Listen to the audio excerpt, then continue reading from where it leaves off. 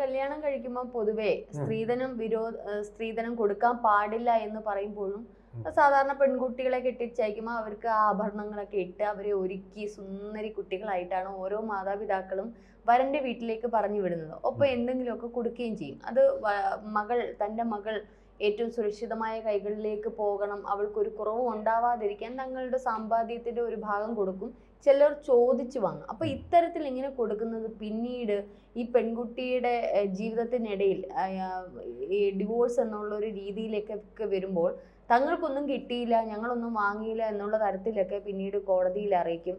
അവർക്കൊന്നും ഈ കൊടുത്ത ചില പെൺകുട്ടികളുടെ മാതാപിതാക്കൾക്കും ഈ പെൺകുട്ടികൾക്കും ഒരു പവൻ പോലും തിരിച്ച് കിട്ടാത്ത രീതിയിലുള്ള കേസുകളും വന്നിട്ടുണ്ട്. പക്ഷെ ഇപ്പോൾ കോടതി വിധി പറയുന്നത് അങ്ങനെയല്ല. സ്ത്രീധനത്തിന് ചിലപ്പോൾ തെളിവുകളൊന്നും ഉണ്ടാവില്ല, പക്ഷേ അത് വധുവിന്റെ സ്വത്താണ്. അതുകൊണ്ട് തന്നെ കോടതികൾ യുക്തമായ തീരുമാനം, അത് എങ്ങനെയാണെന്നുള്ള യുക്തിക്കനുസരിച്ചുള്ള ഒരു തീരുമാനം എടുക്കണം എന്നുള്ള രീതിയിലാണ് ഇപ്പോൾ കോടതിയുടെ ഒരു വിധി പുറത്തു വന്നത്. അല്ല, കോടതി വ്യക്തമായിട്ട് പറഞ്ഞിട്ടുണ്ട്, ഈ പ്രോപ്പർട്ടി എന്ന് പറയുന്നത് സ്വർണം, അതുപോലെ പണം, വസ്ത്രം, ഇതെല്ലാം വധുവിൻ്റെ പ്രോപ്പർട്ടിയാണ്.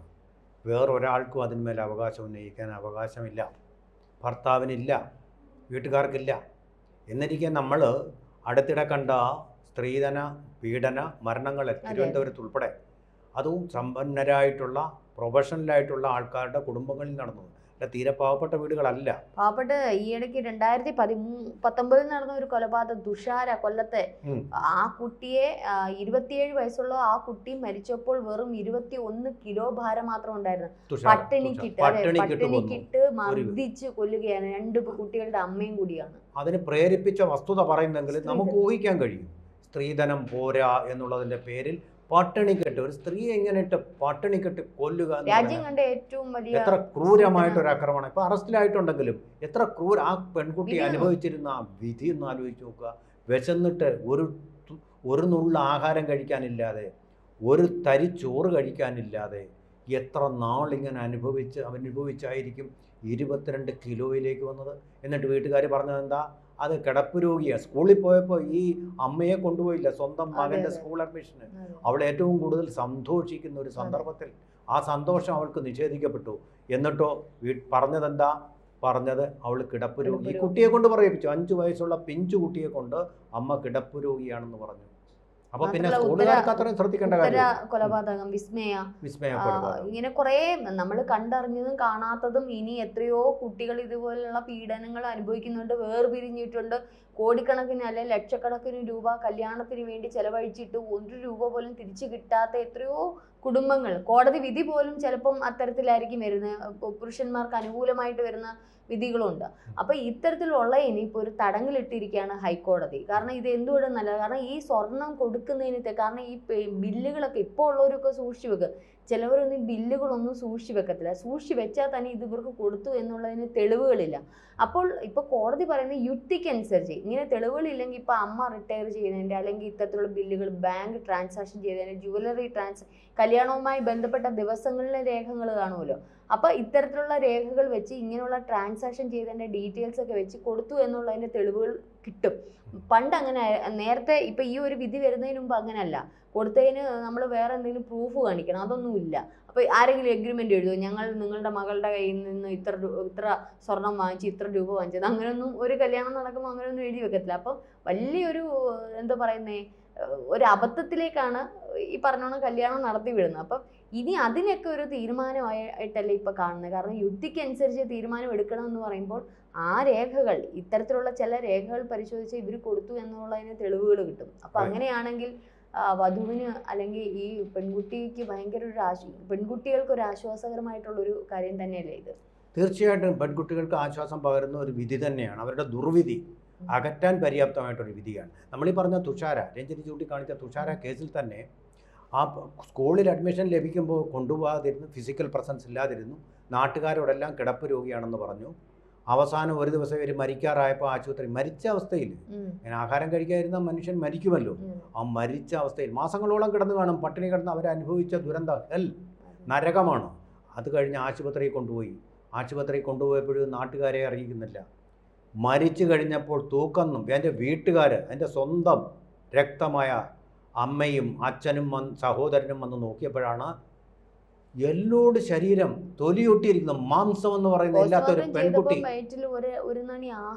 വയറ് ചെന്ന് നട്ടലിനോട് ഒട്ടിയിരിക്കുന്നു. ക്രൂരമായ ദൃശ്യങ്ങൾ കണ്ടു. അപ്പം നോക്കിയപ്പോൾ 22 കിലോ ആ പെൺകുട്ടി.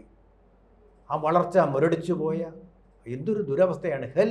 എത്യോപ്യയിലെ കുട്ടികളെ പോലെ ഷാർവിയോക്കർ രോഗം ബാധിച്ച കുട്ടികളെ പോലെ ഒരു അവസ്ഥയിൽ ഈ കേരളത്തിൽ, സാക്ഷര കേരളത്തിൽ എത്തിച്ചു എന്ന് പറയുമ്പോൾ എന്തൊരു കഷ്ടമാണ്, ദുരന്തമാണ് അവിടെ നടന്നിരിക്കുന്നത്. എന്നിട്ടും ഇത്രയും നാൾ ഇവിടെ സമൂഹത്തിൽ, നമ്മുടെ സമൂഹം ഇതിന് തീർച്ചയായിട്ടും കുറ്റവാളിയാണ്. ഇതെന്തുകൊണ്ട് കണ്ടില്ല? സമൂഹത്തിനൊരു മനസാക്ഷി വേണ്ടേ? അത് കണ്ടിട്ടില്ല. അതുപോലെ തന്നെ തിരുവനന്തപുരത്തിന് അടുത്ത് തന്നെ നടന്ന ഒരു RTO ഓഫീസിലെ ആള് എന്തിനു വേണ്ടിയായിരുന്നു ആ പെൺകുട്ടിയെ കൊന്നത്? കിട്ടിയ കാറിന്റെ വലിപ്പം പോരാ എന്ന് പറഞ്ഞു. കിട്ടിയ സാമാന്യം ഭേദപ്പെട്ട ഒരു കാറാണ്. അതുപോലെ തിരുവനന്തപുരത്താണ് കല്യാണം കഴിക്കുന്നതിനോടൊപ്പം 100 രൂപ അവൻ്റെ ആഭരണങ്ങളൊക്കെ കൊണ്ട് അലങ്കരിച്ചു വധുവിനെ അങ്ങനെ വിവാഹമണ്ഡപത്തിൽ കയറ്റി നിർത്തുന്നത്. കൈ നിറയെ വളകളുണ്ടോ? ആളുകൾ നോക്കുന്നു, അവിടെ കൈ നിറയെ വളകളുണ്ടായിരുന്നോടി. ഇതാണ് കല്യാണത്തിൻ്റെ കാര്യം ചോദിക്കുന്നത്. വധുവിൻ്റെ ജോലി എന്താ? അതുപോലെ തന്നെ വരൻ്റെ ജോലി എന്താ? ഇതൊന്നുമല്ല സംസാര വിഷയം. സ്വർണ്ണം എത്രയുണ്ടായിരുന്നു? കൈ നിറയെ ഉണ്ടായിരുന്നു. പിന്നെ കഴുത്ത് മുഴുവൻ, അവിടെ കഴുത്തൊടിഞ്ഞു പോകത്തക്ക ഹാരത്തിൽ ഇങ്ങനെ മാല തൂങ്ങി. പിന്നെ അതിൻ്റെ കൂടെ ഒടിയൻ, പിന്നെ എന്തൊക്കെയോ ആഭരണങ്ങളും ഒക്കെ കൊടുത്തു. പിന്നെ പട്ടുസാരികൾ. ഇത്ര കോടി രൂപകളാണ് ഈ ആഡംബരങ്ങൾക്കൊക്കെ മുടക്കുന്നത്. എന്തിനു വേണ്ടിയാണിത്? സ്നേഹമല്ലേ? ഭാര്യയും ഭർത്താവും തമ്മിലുള്ള സ്നേഹമല്ലേ ഏറ്റവും മൂല്യവത്തായിട്ടുള്ളത്? ആ സ്നേഹത്തിനേക്കാൾ മൂല്യമുള്ള ഏതെങ്കിലും സ്വർണ്ണമുണ്ടോ? ഏതെങ്കിലും പട്ടുടയാടകളുണ്ടോ? ഇത് എന്തുകൊണ്ട് സമൂഹം ചിന്തിക്കുന്നില്ല? വീണ്ടും മത്സരിക്കുകയാണ്. അവർക്ക് അത്രയും കൊടുത്തെങ്കിൽ ഞാൻ ഇത്രയും കൊടുക്കും. ഡിമാൻഡ് കൊണ്ട് കേട്ടോ. തിരുവനന്തപുരത്ത് ഞാനൊരു കല്യാണത്തിൻ്റെ ആലോചനയ്ക്ക് പോയി. അവിടെ ചെന്നപ്പോൾ കല്യാണത്തിൻ്റെ കാര്യത്തിലെല്ലാം തീരുമാനമായി. പരസ്പരം ഇഷ്ടപ്പെട്ട് തീരുമാനിക്കുമ്പോൾ ആ അമ്മായിയമ്മ അല്ല, ഈ വരൻ്റെ അമ്മായിയമ്മയാണല്ലോ വധുവിനെ സംബന്ധിച്ചിടത്തോളം ആവാൻ പോകുന്നു. പിന്നെ ഭർത്താവിനെ അടുക്കളയിലേക്ക് വിളിച്ചിട്ട് എന്തോ പറഞ്ഞു രഹസ്യം. നമ്മളാരെയും കേൾക്കുന്നില്ല. തിരിച്ചു വന്നപ്പോൾ ഭർത്താവ് ഒരു ഡിമാൻഡും വെച്ച 1 കിലോ സ്വർണം വേണം കല്യാണം നടക്കണം. ഡിമാൻഡ്. നാണമില്ലാതെ നിരോധിക്കപ്പെട്ട സ്ത്രീധനം നിരോധിക്കപ്പെട്ടിട്ടും അതിൻ്റെ ഡിമാൻഡുകൾ ചോദിക്കാൻ ഒരു നാണവും ഇല്ല മനുഷ്യർക്കെന്നുള്ളതാണ്. ഇങ്ങനെ ഡിമാൻഡുകൾ അനുസരിച്ചില്ലെങ്കിൽ ചിലപ്പോൾ ഇത് കുറഞ്ഞു പോയി തോന്നൽ വന്നാൽ പിന്നെ അവർക്ക് ഉദ്ദേശിച്ച നിറം ഈ പെൺകുട്ടിക്ക് ഇല്ല എന്നുണ്ടെങ്കിൽ അവരെ കൊല ചെയ്ത് കൊല്ലുന്നതിന് തുല്യമായിട്ടുള്ള വധശിക്ഷ അനുഭവിക്കേണ്ടി വരുന്ന അവസ്ഥയാണ് വധുക്കൾ ഉള്ളത്. ഇത് സമൂഹം ശക്തമായിട്ട് പ്രതികരിക്കേണ്ട ഒന്നാണ്. കഞ്ചാവിനേക്കാളും മയക്കുമരുന്നിനേക്കാളും ശക്തിയേറിയ വിഷയമാണ്. നിയമം കൊണ്ടുവന്നുണ്ട്, ശരിയാ, സ്ത്രീധനം നിരോധിച്ചുകൊണ്ട്. പക്ഷേ എത്ര പേര് ഈ നിയമം ലംഘനം നടത്തുന്നു ഓരോ കല്യാണത്തിൻ്റെയും പിന്നിൽ? എനിക്ക് തോന്നുന്ന ഡിമാൻഡിൻ്റെ കാര്യത്തിൽ ഏറ്റവും കൂടുതൽ ഈ തിരുവനന്തപുരത്ത് തന്നെയാണ്. വടക്കോട്ട് പോകുമ്പോൾ സ്ത്രീധനം എന്ന് പറഞ്ഞ പരിപാടി ഇല്ലാതാവുന്നു. അപ്പോൾ ഒരു ഇംബാലൻസ് ഉണ്ട്. അത് ചോദ്യം ചെയ്യപ്പെടേണ്ടതാണ്. കോടതിയുടെ വിധി, ഈ വിധി വന്നാലും നടപ്പാക്കുകയില്ല ആൾക്കാർ, അതല്ലേ? എല്ലാം പെൺകുട്ടി ജനിക്കുമ്പോൾ തൊട്ടേ സ്വരുക്കൂട്ടുകയാണ് സ്വർണം. സ്വരുക്കൂട്ടി ഒരു വലിയ ഒരു. പക്ഷെ ഇപ്പൊ കുറച്ചൊക്കെ നമ്മുടെ കേരളത്തിലെ പെൺകുട്ടികളുടെ ഇടയിൽ മാറ്റം സംഭവിച്ചു. ഇതൊക്കെ കണ്ടു വളർന്നതുകൊണ്ടായിരിക്കാം മാറ്റം. അങ്ങനെയല്ല, അവർ വിവാഹം വേണ്ടെന്നാണ് പറയുക. ഇപ്പൊ കിട്ടാനില്ല. ഇപ്പം ആൺകുട്ടികൾക്ക് പെൺകുട്ടികളെ കിട്ടാനില്ല വിവാഹത്തിൽ. കാരണം പെൺകുട്ടികൾ ഇപ്പൊ കുറച്ച് എഡ്യൂക്കേഷൻ പരമായിട്ടും അവർക്ക് ജോലി വേണം, അവരുടെ കരിയറൊക്കെ സെറ്റ് ചെയ്യണം. അവർ 10, 30, 35 വയസ്സായ പെൺകുട്ടികൾ ഇപ്പൊ വിവാഹം കഴിക്കുന്നില്ല. അവര് പറയുന്നത് എന്തിനും വിവാഹം കഴിക്കണം, എന്തിനു വല്ലവരുടെയും അടുത്ത് പോയി അടിയും പിടിയൊക്കെ കൂട്ടുന്ന കാര്യം എന്ത്? സ്വാതന്ത്ര്യം, അവർക്ക് വേണ്ടുന്ന ഫ്രീഡം, അവർ ജീവിതം ആസ്വദിച്ച് ജീവിക്കുകയാണ് ചെയ്യുന്നത്. ഇതൊക്കെ വിരൽ ചൂണ്ടുന്നത് ചിലപ്പോൾ ഇവരുടെയൊക്കെ അനുഭവങ്ങളായിരിക്കും, ഇവരുടെയൊക്കെ വീട്ടിലെ അല്ലെങ്കിൽ ചുറ്റുപാടുള്ള അനുഭവങ്ങളായിരിക്കും ഈ പെൺകുട്ടികളെ ഇത്തരത്തിലേക്ക് ചിന്തിപ്പിക്കുന്നത്. ഒരു ഭാഗത്ത് കല്യാണം എന്നുള്ളത് ഒരു കൂര കെണി തന്നെയാണ്. പക്ഷേ ഈ കല്യാണം മറ്റുള്ളവരെ കാണിച്ച് ലക്ഷങ്ങൾ പൊടിച്ചു വാരി കുറേ പേർക്ക് ആഹാരമൊക്കെ കൊടുത്ത് അവരുടെ വായിരിക്കുന്നതും കൂടെ കിട്ടിയല്ലേ. ആഹാരം കഴിക്കുമ്പോൾ പണ്ടൊക്കെ ഞാൻ കേട്ടിട്ടോ, ഉപ്പ് പോരാ, പുളിയില്ല, അവിയൽ എന്തിനു വെള്ളം, പായസം ഒട്ടും മധുരമില്ല ഇങ്ങനെയൊക്കെ പറയുന്നത്. അത് വല്ലവരുടെയും ഇതും കേട്ട് ഇത്രയും ആർഭാടം നടത്തി ഇല്ല ആനയെ കെട്ടി എഴുന്നേൽപ്പിക്കുന്ന പോലെ പെൺകുട്ടികളെയും കെട്ടി എഴുന്നേൽപ്പിച്ച് വിൽക്കുന്ന ആ ഒരു മേളം, ഒരു മാർക്കറ്റ് തന്നെയാണ് ഒരു വിവാഹ പന്തൽ എന്ന് പറയുന്നത് എനിക്ക് തോന്നിയിട്ടുള്ളത്. അതിലും ഭേദമായിട്ട് ഏതെങ്കിലും ചെറിയ ചടങ്ങൊക്കെ നടത്തി അല്ലെ അവരുടെ ഇഷ്ടത്തിന് ഇപ്പോൾ ഒരുങ്ങുക എന്നുള്ളത്, ആ ഒരു വേഷത്തിൽ ഒരുങ്ങുക എന്നുള്ളത്, കാണുക എന്നുള്ളത് ചിലപ്പോൾ അച്ഛൻ്റെ അമ്മയുടെ ഒരു ആഗ്രഹമായിരിക്കും, ആ പെൺകുട്ടിയുടെ ആഗ്രഹം. അതിനിപ്പോൾ ഇഷ്ടംപോലെ ഈ പറഞ്ഞ സ്വർണം തന്നെ വേണമെന്നില്ല. അതിനെയും വെല്ലുന്ന തരത്തിലുള്ള ആഭരണങ്ങൾ ഇന്ന് വിപണിയിൽ കിട്ടും. ഒരുങ്ങി അവരുടെ ചെറിയ കുടുംബവുമായിട്ട് ചേർന്ന് ചെറിയൊരു ചടങ്ങ് നടത്തുന്നത് കൊണ്ട് വേറെ ബുദ്ധിമുട്ടൊന്നുമില്ല. അല്ലെങ്കിൽ ഒരു രജിസ്റ്റർ മാരേജോ അല്ലെങ്കിൽ ഇങ്ങനെയൊക്കെ നടത്തുന്നതായിരിക്കും ഏറ്റവും നല്ലതെന്നാണ് എൻ്റെ ഒരു അഭിപ്രായം. തീർച്ചയായിട്ടും. പിന്നെ തന്നെ കോടതി വിധി എനിക്ക് തോന്നുന്നത് ഈ വിവാഹ എന്ന് പറയുന്ന സ്ഥാപനത്തോടുള്ള നമ്മുടെ പെൺകുട്ടികളുടെ ആ ഒരു താല്പര്യമില്ലായ്മ മാറ്റുമെന്ന് ഒരു തരത്തിൽ മാറ്റും. എന്താണെന്നറിയാമോ? ഈ സ്വരുക്കൂട്ടി വെച്ച സ്വർണമെല്ലാം തങ്ങളുടെ പ്രോപ്പർട്ടി ആകും. സാമ്പത്തികമായിട്ടൊരു മൂല്യമുണ്ടല്ലോ അതിന്. ആ ഒരു സാമ്പത്തിക മൂല്യം തങ്ങളുടെ സ്വന്തമാണെന്ന് അറിയുന്നത് കൊണ്ട് ഒരു പക്ഷേ ഈ ഒരു വിവാഹമേ വേണ്ട, അങ്ങനൊരു ഭർത്താവ് എനിക്ക് ആവശ്യമില്ല എന്നുള്ള തീരുമാനത്തിൽ നിന്ന് അവർ പിന്തിരിയാൻ സാധ്യതയുണ്ട്. കാരണം ഇത്രയും സ്വർണം തങ്ങൾക്കല്ലേ കിട്ടുന്നത്. മറ്റേത് ഭർത്താവിൻ്റെ വീട്ടിലേക്കാണ് പോകുന്നത്, അമ്മായിയമ്മയുടെ കെയർ ഓഫിലായിരിക്കും എന്നുള്ള സ്ഥിതി മാറി. കണ്ടെത്തുമ്പം ഈ സ്വർണം എടുക്കുന്നതിനേക്കാളും മുമ്പേ ഞാൻ ഒരു ഇത് കണ്ടതാണ്, നീ ഒരു ബ്ലഡ് ടെസ്റ്റ് നടത്തും, ഇവന് എന്തെങ്കിലും രോഗങ്ങളുണ്ടോ ഇല്ലേ അത് മാത്രമല്ല, അതിന് കോമ്പാറ്റിബിലിറ്റിയുടെ പ്രശ്നമുണ്ട്.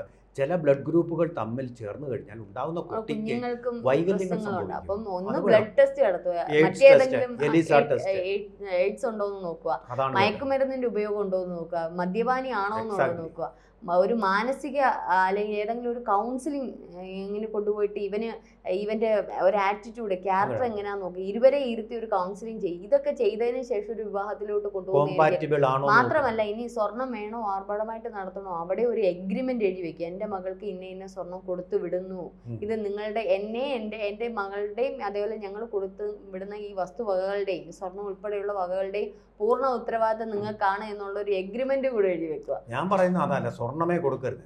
ആ പെൺകുട്ടി ശരീരത്തിൽ അണിഞ്ഞിരിക്കുന്ന സ്വർണ്ണത്തോടു കൂടി പോട്ടെ. ഇപ്പോൾ അത്യാവശ്യമുള്ള, ഇപ്പോൾ രഞ്ജനി ധരിച്ചിരിക്കുന്ന പോലെ അത്യാവശ്യമുള്ള സ്വർണ്ണത്തെ കൊണ്ട് മാത്രം പോവുക, വേറൊന്നും കൊടുക്കാൻ പാടില്ല.